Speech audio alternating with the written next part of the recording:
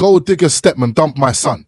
Now he wants back in my life. The shrill ring of the doorbell cut through the quiet Saturday afternoon, a sound that would forever be etched in my memory as the prelude to a nightmare. My heart leaped with a strange mix of apprehension and a flicker of hope, a hope I knew I shouldn't harbor. My past was about to collide with my present, and the impact threatened to shatter everything I had painstakingly rebuilt. My name is Laura, and this is the story of how my life imploded, was salvaged, and then threatened once more by the very person I had tried so hard to protect, my son. I used to think I had the perfect life with my husband, Tom, and our young son, Jimmy. We weren't rich, not by a long shot, but Tom's income was decent, even if erratic, and we made it work. For 7 long years, we diligently saved every spare penny toward our dream of owning a home. It wasn't easy.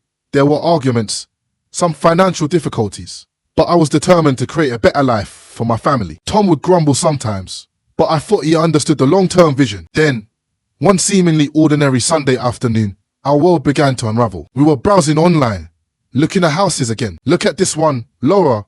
It's perfect, spacious, modern. But as I saw the price tag, a cold dread washed over me. Tom, we can't afford that. It's way out of our budget. I expected the usual sigh, the resigned agreement, the quiet disappointment. We'd had this conversation countless times before, but this time, the response was explosive. Of course, we can't afford it, he roared, slamming his laptop shut. We can never afford anything. All you do is save, save, save for the house, for Jimmy's education. When do we get to actually enjoy life? He began pacing the room, his agitation palpable. Tom, calm down, I pleaded, trying to diffuse the situation. No, I won't calm down. I'm sick of this. Laura, sick of pinching pennies. I deserve better than this. I deserve a better life and a better wife. His words were like a physical blow, leaving me breathless and reeling. My cheeks burned with shame and anger, but I swallowed hard, refusing to let the tears fall. Tom, please, I said, struggling to keep my voice steady. Just take a deep breath. We need to be patient. We're almost there with our savings. Let's just calm down and talk about this. I foolishly believed my calm demeanor would soothe him, allow us to have a rational discussion. I was devastatingly wrong. Tom's face twisted with rage, and without another word, he stormed out of the room, slamming the door with such force that the windows rattled in their frames. I naively clung to the hope that things would improve after Tom's outburst, that he would come to his senses. Instead, things spiraled rapidly downhill. What's all this? I asked one evening, seeing a pile of new clothes. Just treating myself. Got a problem with that, Tom sneered. I bit my tongue, wanting to avoid a fight. But over the next few weeks, Tom started blowing his entire paycheck on fancy restaurants, expensive clothes, and frivolous luxuries. One night, as he was heading out the door in a brand new suit, I couldn't hold back any longer. Tom, what about the house? What about Jimmy's future? He rolled his eyes dismissively. Life's too short, Laura. I'm done saving for some future that might never come. I want to live now. But what about Jimmy's education? I pressed, my voice laced with desperation. Tom, he needs a good education. Tom scoffed. My parents didn't pay for my education, and I turned out fine. He can get loans or scholarships. No need to waste money on that. It was as if I were talking to a complete stranger. This wasn't the man I had married, the man I loved. As the weeks turned into months, Tom's behavior grew increasingly erratic and outrageous. He started staying out late nearly every night, and on weekends he suddenly had business trips, something that had never happened before in all his years at the company. And when he was home, he was constantly critical and dismissive. Do you have to chew so loudly?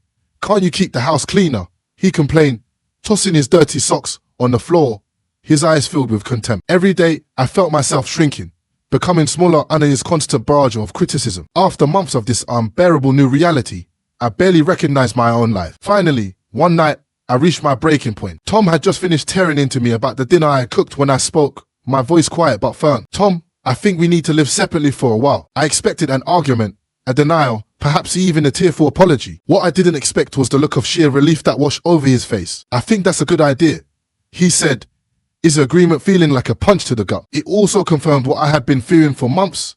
The man I loved was gone. In his place was someone I didn't recognize, someone who wanted nothing to do with me or our shared life. I told myself that this separation was temporary, that Tom would soon face the harsh realities of life on his own and come crawling back, appreciating everything we had built together. I was so incredibly naive. It was a Tuesday evening when my phone started buzzing incessantly. At first, I ignored it, focusing on helping Jimmy with his homework. But when the notifications kept coming, I couldn't resist any longer. The moment I opened my social media app, I was confronted with a picture that shattered my world. There, at the top of my feed, was Tom, my husband, standing on the yacht, his arm wrapped around a stunning blonde with legs that seemed to go on forever. They were both grinning, the sparkling blue sea stretching out behind them. But it was the caption that truly devastated me.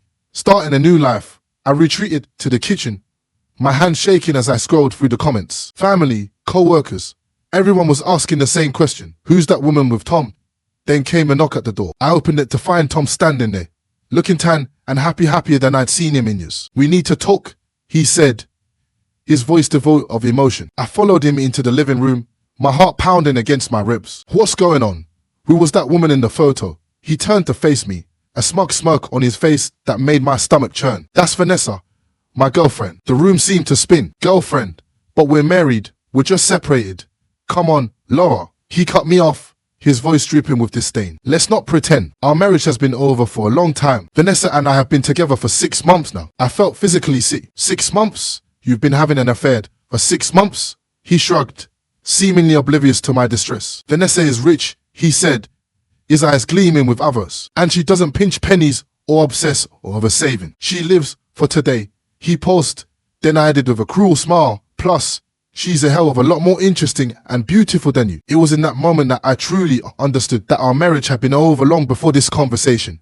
Likely since he slammed the door in my face those 6 months ago. If that's what you want, we'll get a divorce, I said, my voice steadier than I felt. I was done fighting for someone who clearly didn't want to be fought for. As he left, already on the phone with his lawyer, I felt a strange mix of relief and despair. The divorce proceedings were a blur of paperwork and legal jargon. Tom and I agreed on joint custody of Jimmy, since I wanted Jimmy to have both parents in his life, despite the mess we'd made of our marriage. Even with the divorce finalized, the public humiliation lingered. The gossip, the whispers, the pitying glances. It all hit me like a ton of bricks. I found myself struggling to get out of bed in the morning, let alone function as a parent. That's when I finally decided to seek help. I started seeing a therapist, Dr. Reynolds, a kind older woman with gentle eyes. Laura, you've experienced significant trauma, she said, her voice soothing. But you're here, and that's the first step towards healing. Slowly, with Dr. Reynolds' guidance, I began a long and arduous journey of putting my life back together. I threw myself into my work, focusing on my career and my own well-being. Bit by bit,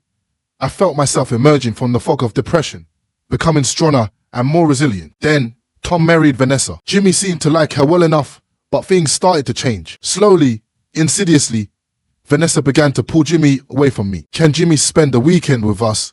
She'd asked sweetly enough. I agreed, wanting to encourage their relationship. Those weekends turned into weeks. Jimmy, I asked one day, my concern growing, don't you want to spend more time here, at home? He shrugged, not meeting my eyes. Dad's place is more fun, he mumbled. That should have been my first warning sign.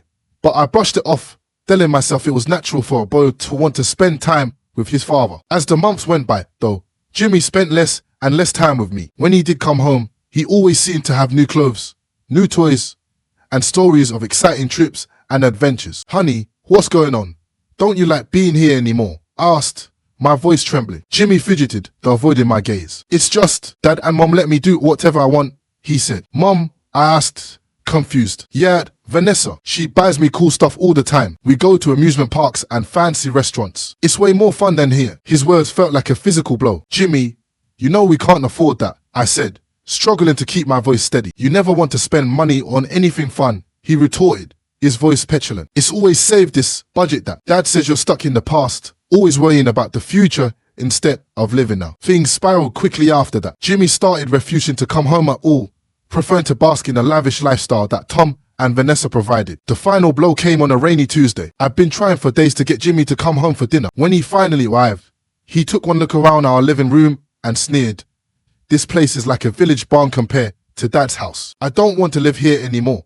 I watched from the sidelines as my son grew up, becoming more and more distant, more and more consumed by wealth and status. Then came the day that shattered what was left of my world. It was Jimmy's 13th birthday, and I had foolishly hoped, perhaps against all reason, that he might want to spend it with me. Instead, I got a phone call that changed everything. Mom, Jimmy's voice was cold, detached. I need to talk to you about something important. We met at a cafe, a neutral ground. Jimmy sat across from me, looking more like a stranger than my own son. Then, he dropped a bomb. I want you to give up your parental rights. Vanessa wants to adopt me. I felt like I had been punched in the gut. What? I'm your mother?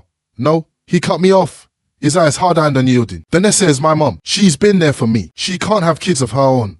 and I want to be her son legally. I sat there stunned as Jimmy laid out their plan. Tom and Vanessa had already spoken to a lawyer. All they needed was my signature. Over the next few weeks, Tom and Vanessa pressed hard, their veiled threats laced with gloating. I wanted to fight, I wanted to scream, but deep down, I knew I had already lost. With a heavy heart, I signed the papers, relinquishing my rights as Jimmy's mother. I spiraled into a deep depression, consumed by guilt and despair. If it hadn't been for my own mother, I'm not sure I would have survived. She moved in with me, forcing me to eat, to get out of bed, to keep living. Slowly, painfully, I started to rebuild my life. I threw myself into work, started volunteering at a local animal shelter, anything to fill the void left by Jimmy's absence. Eventually, I met David, a kind and compassionate man who saw past my scars and loved me for who I was. He was successful in his own right, but more importantly, he was grounded and loving. He listened as I poured out my story, offering support without judgment. When David proposed, I surprised myself by saying yes. As we exchanged vows, I felt a mix of joy and sadness, a bittersweet ache for the son I had lost. A few years later, we found out I was pregnant. Fear, excitement, and a twinge of sadness flooded me as I remembered the son I lost. David was over the moon. He'd always wanted children. We threw ourselves into preparing for the baby, transforming one of the rooms in our new house into a nursery. Oh, the house. It was everything I had ever dreamed of and more spacious, beautiful, and filled with love. It was a house that took my breath away every morning, a haven of peace and security. As I stood in the kitchen, surrounded by the warmth of my new life, I couldn't help but think how different this was from the life I had before. I wanted to protect it all fiercely, and as hard as I tried to forget the past, every once in a while I'd check in on Jimmy, because no matter how many times he hurt me, he was still my son. He never called, never answered my messages, but I couldn't help myself from checking his social media accounts. At first, I told myself it was just to make sure he was okay, but as I scrolled through photos of lavish parties, expensive cars, and exotic vacations, I realized that the sweet, loving boy I had raised had been replaced by a young man who seemed to value wealth and status above all else. There were the designer clothes, all complained about having to interact with common people, and posts about exclusive events. The final straw came when he shared a rant about how people below his level shouldn't be allowed in certain clubs. That day,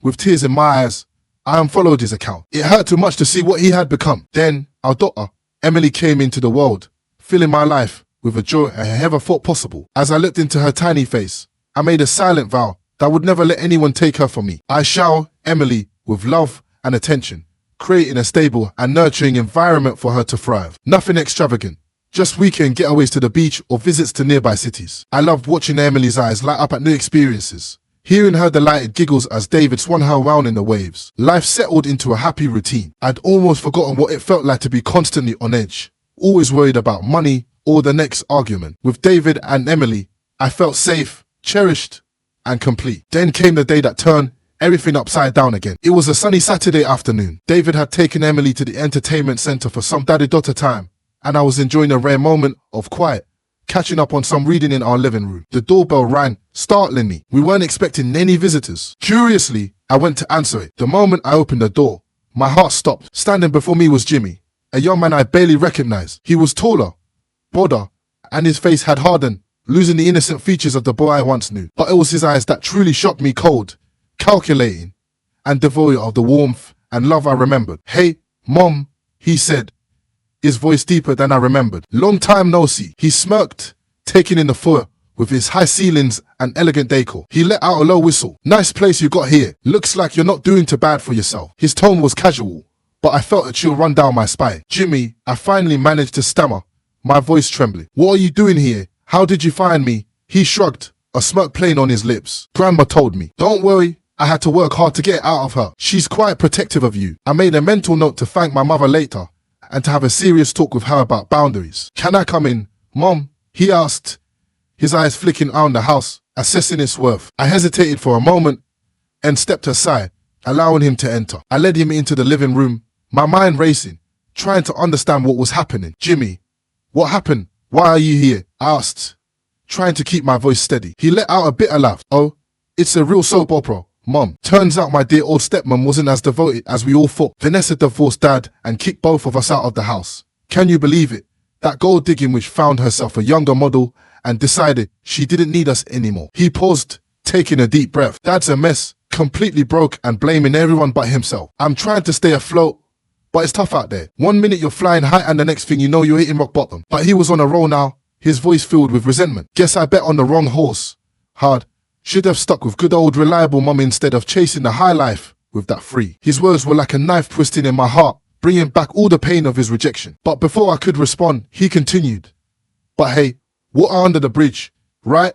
You're still my mum. We've got a lot of lost time to make up for. He grinned, his eyes gleaming with a calculating glint. Besides, he added, think of all the money you saved not having to raise me these past few years. It's only fair you share some of that now. And there it was, the real reason for his sudden reappearance in my life. I'm sorry, Jimmy, but I can't just give you money, I said firmly, my voice hardening. I have responsibilities here. I have a daughter to raise. He rolled his eyes dismissively. It's not like that, Mom. Look, if you need help, maybe I could talk to David about getting you a job, I said, trying to offer a reasonable solution. A job? He scoffed, cutting me off again. I don't need a job. I need cash. Come on, Mom, you're me. I don't owe you anything, I said, my temper rising. You made your choice years ago. I'm sorry you're in a tough situation, but I can't just hand over money to you. His face darkened, all pretense of friendliness vanishing. So, that's your answer, he hissed. What about family helping family? I don't know what I was expecting. You are the same old woman you were before, a real witch. You selfish, you were right to leave you. You're nothing but a nasty old hack who cares more about her bank account than her own son. Before I could respond,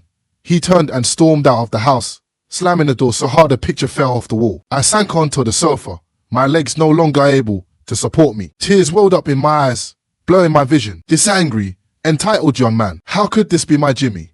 Where had I gone wrong?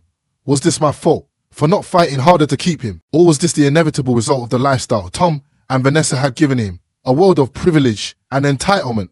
I don't know how long I sat there crying, lost in a sea of grief and confusion. All I know is that when I heard David's key in the lock, I hardly had time to wipe my eyes. He took one look at my face and knew something was terribly wrong. Laura, what happened? He asked, his voice filled with concern. I looked at my husband, at the man who had given me a second chance at happiness, at the father to my precious daughter. At that moment, I made a decision. This was my family now. This was who I would protect. Jimmy had made his choice long ago, and I couldn't let his toxic presence destroy the life I had painstakingly rebuilt. The morning after Jimmy's unexpected visit, my phone rang. It was my mother. Laura, Jimmy came to see me, she said, her voice trembling. He needed money, so I lent him some. I thought you'd want to know he's okay. My heart sank. Mom, please don't give him any more money, I pleaded. He doesn't want to work. He just wants easy money. He'll manipulate you. Mom, please, promise me you won't give him any more. After hanging up, I immediately called David, my voice filled with anxiety. We knew that Jimmy was capable of anything, and we had to protect our family. I did everything that I could to make it clear that I wouldn't support him and that I wouldn't be taken advantage of by my estranged son. But still Jimmy did what he wanted. He was clearly desperate, and who knows what he was capable of. His life has been difficult since his stepmom left them and took everything. I felt sorry for him, but I knew that giving him money would enable his destructive behavior. I knew that I had to protect my family, even if it meant cutting my own son out of my life. David and I immediately sprang into action. We took turns staying awake, always on guard. We installed security cameras, changed the locks on the doors, and alerted the local police to the situation. The confrontation we had been dreading finally came on a rainy Thursday night. Jimmy showed up, clearly drunk, pounding on the door and shouting for money. I opened the door. David right behind me, his expression grim. Jimmy, you need to leave, I said, my voice shaking but firm. His eyes were wild, unfocused. Not until I get what's mine, he slurred, lunging forward. David stepped in front of me, blocking his path. I'm warning you, Jimmy, David said, his voice low and menacing. Leave now, or I'm calling the police. Jimmy staggered back, his face contorted with rage. You think you can stop me? You think you can take my place? She is my mother. As we waited for them to arrive, Jimmy continued to rant and rave, spewing insults and threats. My mother cowered in the background, clutching her chest, her face pale with fear. The sight of her fear and pain broke my heart. When the police arrived, they quickly subdued Jimmy and took him away in handcuffs. As the patrol car drove off, its flashing lights reflecting in the rain-slicked streets, I felt a strange mix of relief and sadness. The threat was gone, but the pain remained. Later that night, I reached out to Tom on social media, hoping that he might be able to help Jimmy. But I was naive. His response was cold and dismissive. Not my problem anymore. Vanessa left me and took everything. I've got my own issues to deal with. Jimmy's on his own. The next day, I went to court and filed for a restraining order against Jimmy. It was the hardest thing I've ever done, but I knew it was the only way to protect my family. We never saw Jimmy again. Sometimes, I lie awake at night, wondering where he is, what he's doing, if he's okay. But I know that I made the right decision for my own well-being and for the well-being of my family. Life went on. Emily grew into a happy, curious little girl, her laughter filling our home with joy. David's business thrived, and we were able to provide her with a loving and secure upbringing. This was my life now, not perfect, but filled with love, laughter, and a sense of peace I never thought I'd experience again. So, tell me honestly, after hearing everything, do you think I handled this situation correctly? Was I wrong to cut Jimmy out of my life? Even after everything he put me through, should I have tried harder to help him, even if it meant jeopardizing my own family and happiness? I'm torn and would appreciate hearing your perspective. Maybe your opinions will give me more clarity.